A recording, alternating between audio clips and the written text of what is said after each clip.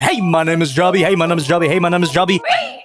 Hey, my name is Jobby, and we are taking a look at the Transformers for Cybertron Kingdom Core Class Wave 2, which includes Starscream and Megatron. The Core Class figures are a line of tiny Transformers, which are featured in World of Warships, the sponsor of this video. It's a free-to-play, team-based sea battle game for PC that over 44 million people are playing. There are more than 400 warships for you to play with, and 5 different warship classes: destroyers, battleships, cruisers, aircraft carriers, and submarines. And after the success of their last crossover, leave a like if you remember that review, the Transformers are back in the game with some reinforcements. Grimlock and Hot Rod, my favorite character as you all know, have joined the battle with returning Autobots, Optimus Prime, and Bumblebee. As for the Decepticons, Rumble brought along his daddy, Soundwave, and Megatron now has his personal punching bag, Starscream. During this limited time event, which ends on October 21st, you can unlock these Cybertronian commanders for your ships. The event also includes special camos and Transformers-themed ship skins to transform your ship into the ultimate war machine. Join the battle using the link in the description and choose your side, Autobots or Decepticons. But choose wisely. With promo code Autobots2021, you'll get 1 million credits, Grimlock, the Tier 5 French premium destroyer Siroco, and 20 Autobot ship camos. Or you can use promo code Decepticons2021 to also get 1 million credits, Soundwave, the Tier 5 Italian premium cruiser Genova, and 20 Decepticon ship camos. These codes are only for new players and players inactive for more than 30 days. And remember, this limited time event ends on October 21st, so act quickly to claim your rewards and check out the Transformers in World of Warships today.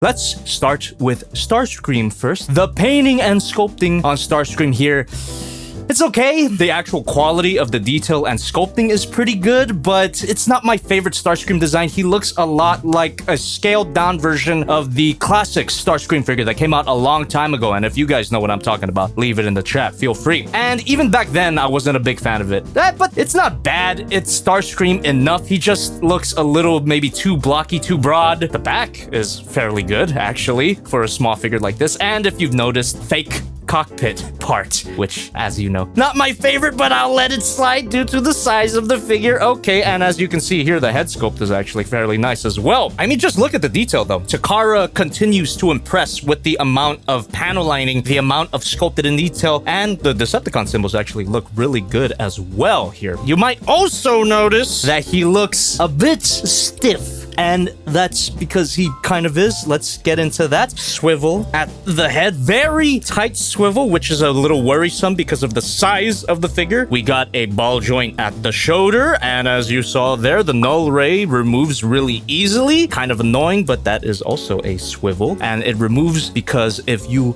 want to break every one of God's laws, you can have him hold those null rays, and that is that's heresy. Doesn't look bad, but very, you deserve to go to hell. Ball joints at the elbow, and every ball joint can, okay, maybe not really, very tight actually. Be careful with that. And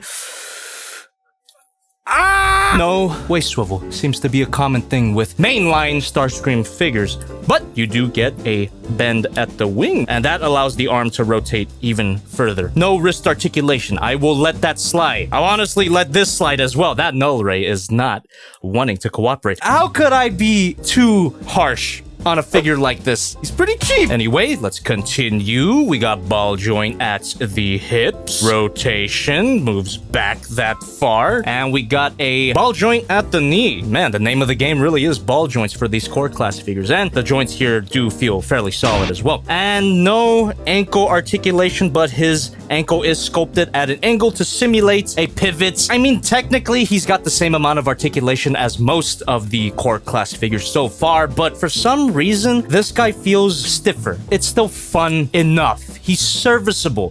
He's not really blowing me away like Rat Trap did, or even Vertebrae. Let me just show you one more time the heresy of him holding his null rays, and as I do that right now, it actually doesn't look that bad.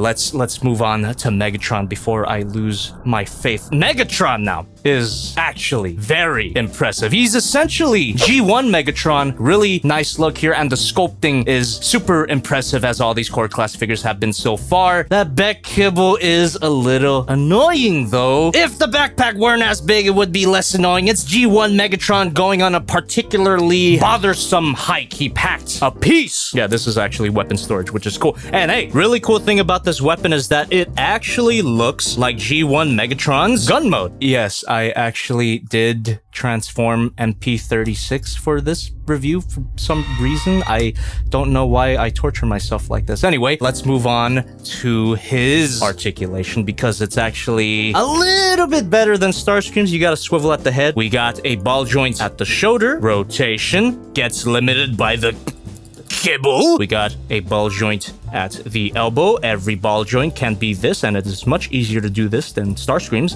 No wrist articulation on this hand, but you do get a wrist swivel at the other hand, which is more so for the transformation, but it feels wrong that there is an asymmetrical amount of articulation here. And that's not counting the cannon, which is actually on a swivel also for the transformation. Not easily removable. It's gonna stay there, which is nice. And for the first time in one of these core class figures so far, you get... Oh, yes. Oh, yes. Oh, yes. It is for the transformation, but it is much appreciated. Can go a full 360. By the way, check out the detail. Surprisingly clean painting for a mainline figure of this scale. Look at all those beeps and boops. And the Decepticon logo looks really nice as well. Anyway, let's move on to his hips, which got a ball joint. Moves up that far, moves back that far, and we got more ball joints at the knee. And again, no ankle articulation, sculpted at an angle to simulate. I like Megatron a little more than Starscream here, but what I don't like is his joints are a lot more floppy than Starscream. Starscream has it more together, ironically. Wave 2 so far, not blowing me away as much as Wave 1. Megatron might be the best looking core class figure so far, but not quite the most fun. Before we move on to the second half of these figures, let's take a look at the size. We have here Monica, Godzilla, Transform Element OP Leader. We also have the core class Wave 1 figures. They look great together. This is a good looking collection so far. And for fun, their masterpiece counterparts, MP52. Is that MP52? Looks a little off to be MP52. Let's move on. And we got MP36 here. Before we go into the transformation, feel free to ask me any questions, leave me some comments, and I will answer them and respond to them during the transformations. People aren't gonna piss and shit and cry about this, right? They will. Jet mode is okay. It's not the best Starscream jet mode that I've seen ever. I mean, the feet are just sticking out. It does have a little bit of thruster detail, which I appreciate, but very chubby, very stubby, very kibble heavy. Nothing new. The transformation itself was fun to do, but it's not as sleek as I would like a Seeker to be. Not much in way of features. No landing gear. No, I mean, I guess you could consider that landing gear.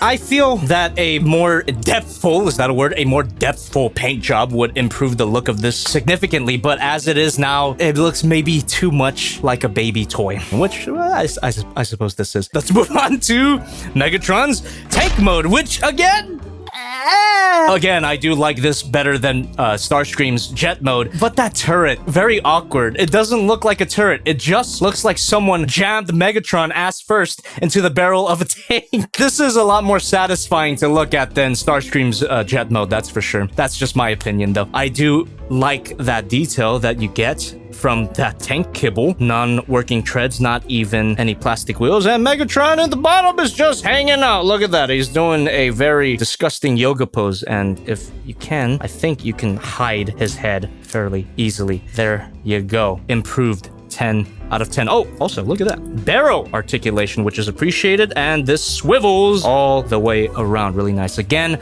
I feel like a more detailed paint job could improve the look of this guy significantly as well. The feet are a little bit distracting, and maybe I gotta take something back, because now that I look at them side by side, Starscream looks a little more impressive than Megatron is the better vehicle mode here. Why don't we take a look at the size of these guys? Monica, Godzilla, and Optimus Prime. The Core Class figures again, and their Masterpiece counterparts again, and we have Starscreams. Not as good as Core Class Wave 1, but not horrible either. They're still fun, and I can't get too mad about them because they're cheap. Before we get into the Q&A portion of the stream, I'm going to take a little bit of a break. What song should I play?